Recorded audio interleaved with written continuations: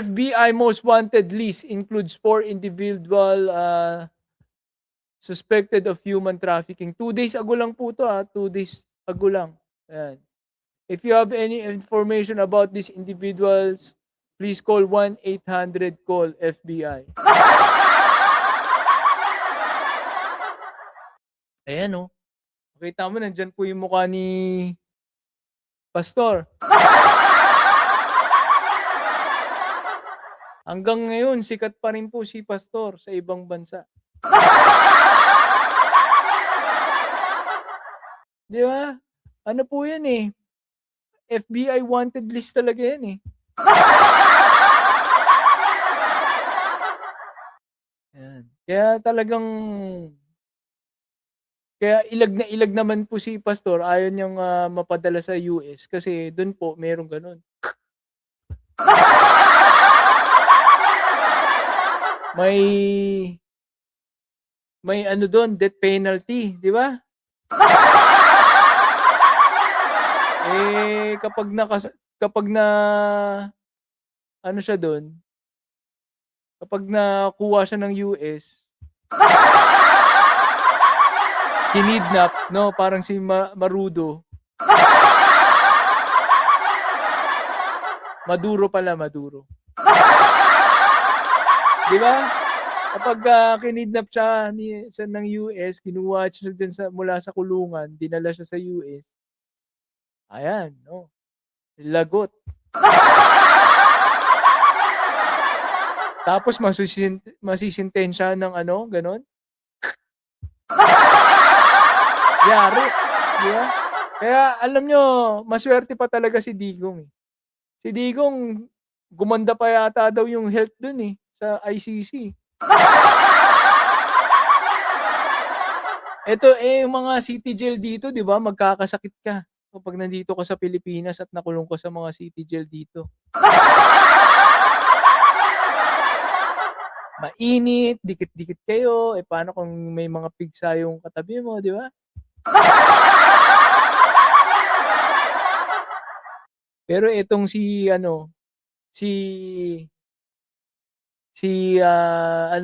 Pentaboy,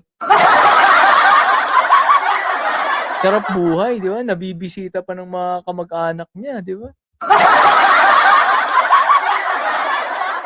May meal plan pa nga daw po, eh, 'no, bawat ano dun, eh, kasi siyempre 'pag ICC mga high class daw yung mga nakakulong diyan. Sabi nga ni Digong na para nga daw siya naka-hotel, 'di ba?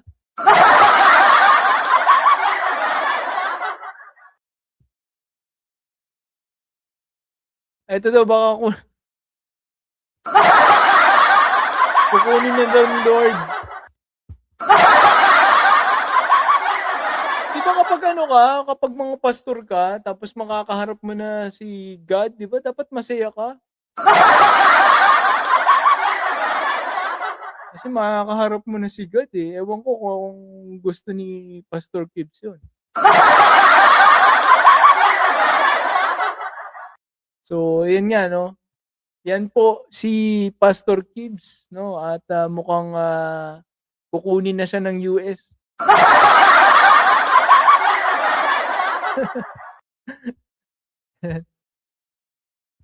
Ayan, shoutout Benj. Uy, yan, Chris Angel, Aurelia.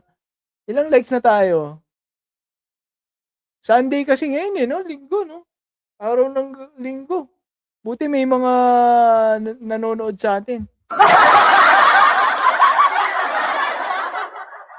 'Di ba, yan, oh. Yan po ang ating, special for Pastor Kibbs. Nasaan na nga ba yun, yung picture ni yung FBI most wanted, tingnan mo nga, FBI most wanted, Kibuloy.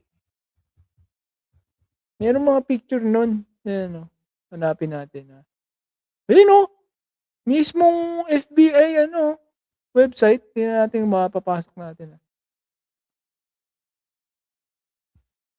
We're sorry, the request has been blocked. 'Pag ibang bansa ka minsan ayaw nila. Ayaw nilang ano, papasukin. Mamaya isipin nila sa China tayo, eh. Oh, ayan, oh, 'di ba? Wanted by the FBI.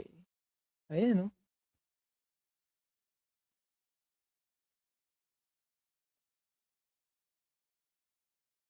Oh, 'di ba? Yan, oh. Who is Apollo? Yan. Meron pang ano yan, meron pang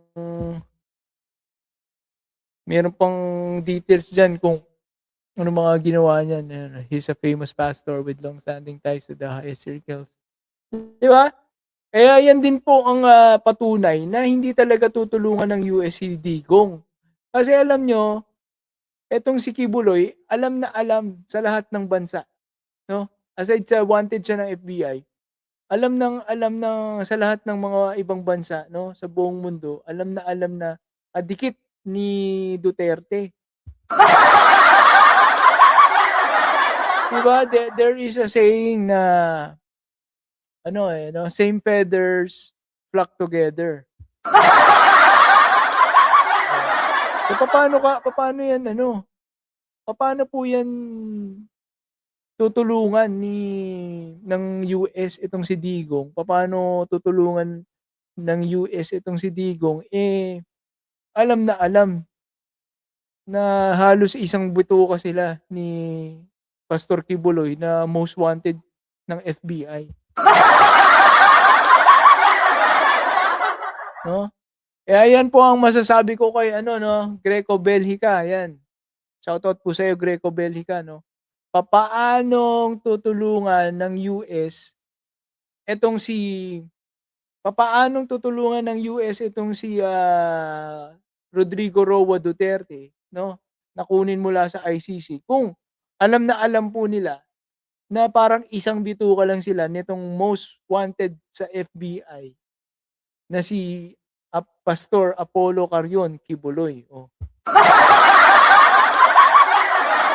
Sagutin mo 'yan, sagutin mo 'yan Greco Belhica 'no.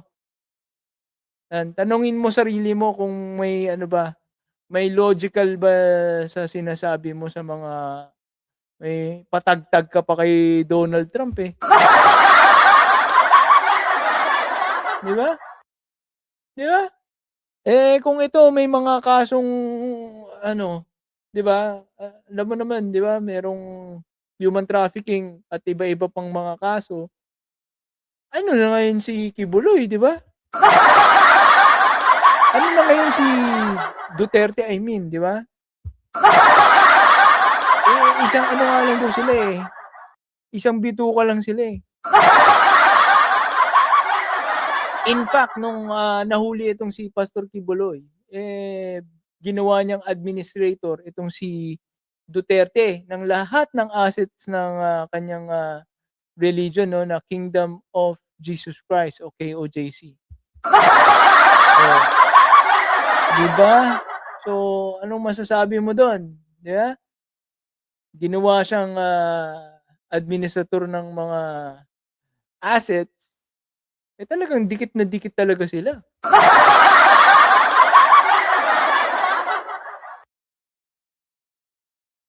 Ayan, oh, BFF kasi ni Pacquiao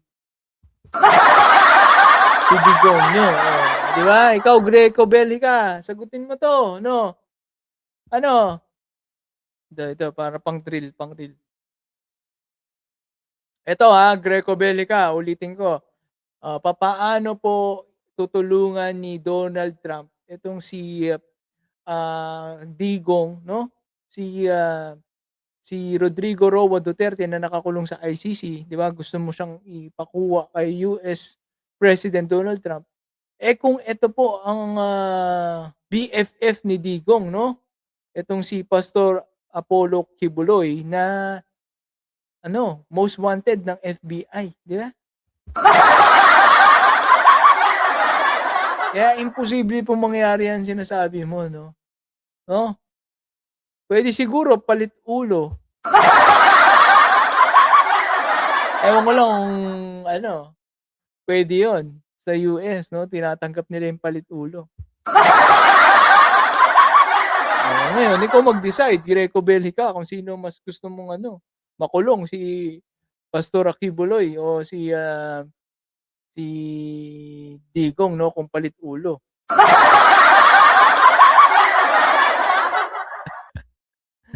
Ayan, ayan shoutout po sa'yo, Mi Adizon 'no. Sa mga kakapasok pa lang po natin puwede po tayong mag-ano, team replay mamaya 'no. Marami-rami na po tayong natalakay at, siyempre, meron po tayong mga controversial na mga tinapik ngayong araw.